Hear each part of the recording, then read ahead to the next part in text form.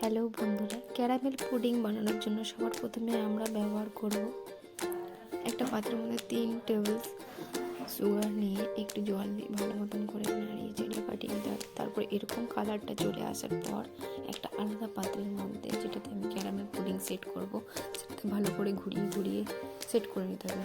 তারপর একটা আলাদা পাত্রে 2টো ডিম, 3 টেবিল চিনি নিয়ে ভালো মতন করে ফেটিয়ে নেওয়ার পর তাতে 1 কাপ আগে থেকে ফুটিয়ে রাখা গরম দুধটি ঢেলে দিতে হবে। তারপর সেটাকেও ভালো মতন করে ফুটিয়ে নিতে হবে।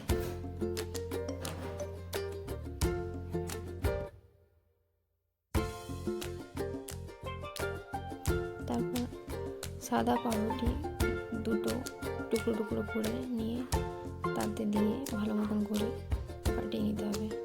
এটা ঠিকঠাক মিক্স হয়ে যাওয়ার পর আগে থেকে সেট করে রাখা ক্যারামেল পুডিংয়ের বাটিটার মধ্যে এটা ঢেলে দিতে হবে।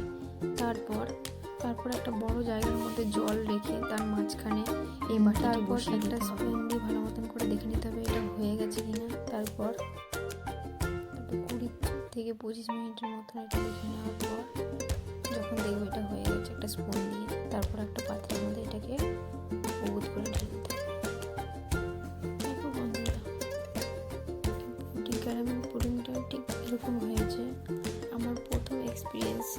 বন্ধুরা, যদি কোনো ভুল হয়ে থাকে তাহলে ক্ষমা করে দেবেন। প্লিজ লাইক, কমেন্ট, শেয়ার করে দেবেন।